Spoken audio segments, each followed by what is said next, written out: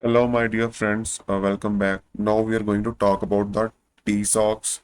In the next lecture, we talk about the Torsocks, and in the next lecture, we will be the talk about the uh, torify. So how to install it? Firstly, let's talk about the tsocks. Type here apt install tsocks in the root mode, and it is already installed. Now install the second one, which is Torsocks. It is also installed. Now install the third one, Torify. Okay, it gave me the error. Torify. Here you can see the spelling. But it is by default available in the Kali Linux full version. Now how to use them? Use these all.